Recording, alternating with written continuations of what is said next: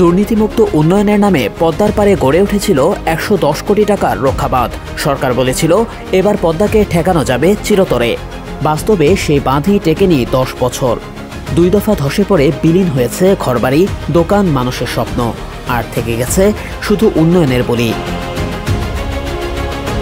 ২০১০-১১ অর্থবছরে শরীয়তপুর জেলার জাজিরা উপজেলার মাঝিঘাট এলাকায় বাংলাদেশ সেতু কর্তৃপক্ষ নির্মাণ করেছিল ২ কিলোমিটার দীর্ঘ একটি রক্ষা বাঁধ। উদ্দেশ্য ছিল পদ্মা সেতু প্রকল্পের কনস্ট্রাকশন ইয়ার্ড রক্ষা এবং নাওডোবা ইউনিয়ন সহ আশেপাশের জনপদকে ভাঙন থেকে সুরক্ষা দেওয়া। নির্মাণ ব্যয় ধরা হয় ১১০ কোটি টাকা। কিন্তু দীর্ঘমেয়াদী টেকসই কোনো পরিকল্পনা ছাড়াই নির্মিত বাঁধটি ২০২৩ সালের ৩রা নভেম্বর প্রথমবার ধসে পড়ে। প্রায় ১০০ মিটার জায়গা জুড়ে কংক্রিটের সিসি ব্লক তলিয়ে যায় পদ্মায়।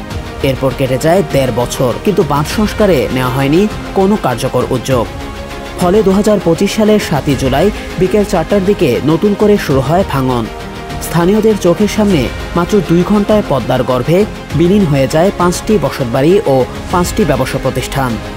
হুমকির মুখে পড়ে আরও শতাধিক ঘরবাড়ি, রাস্তা ও বাজার। ভাঙনের খবর ছড়িয়ে পড়তেই মানুষজন জীবন বাঁচাতে ঘর ছেড়ে পালাতে শুরু করে। অনেকেই দোকান ও বাড়ির মালপত্র সরিয়ে নেওয়ার সময় পাননি। পানি উন্নয়ন বোর্ডের ফরিদপুর অঞ্চলের অতিরিক্ত প্রধান প্রকৌশলী মোহাম্মদ শাহজাহান সিরাজ বলেছেন, আমরা ঘটনাস্থল পরিদর্শন করেছি। পরিস্থিতি খুবই ভয়াবহ। দ্রুত ভাঙন রোধে ব্যবস্থা নেওয়া হবে।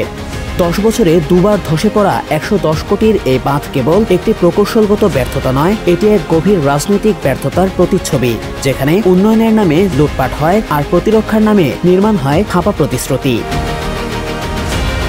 যখন রাষ্ট্রীয় অর্থে নির্মিত একটি রক্ষা বাঁধ ১০ বছরও টিকে না, তখন প্রশ্ন জাগে এই উন্নয়ন আসলে কার জন্য?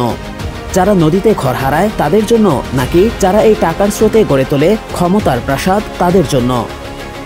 সরকারের প্রতিশ্রুতি নদীর মতোই একদিন আসে তো পরদিন ভেসে যায়। এখন প্রশ্ন নয়, এবার দরকার জবাব। কারণ ভাঙছে শুধু বাঁধ নয়, ভাঙছে মানুষের আস্থা, বেঁচে থাকার অধিকার। জুনায়েদ আহমেদ সৈকত, বিপ্লবী বার্তা, ঢাকা।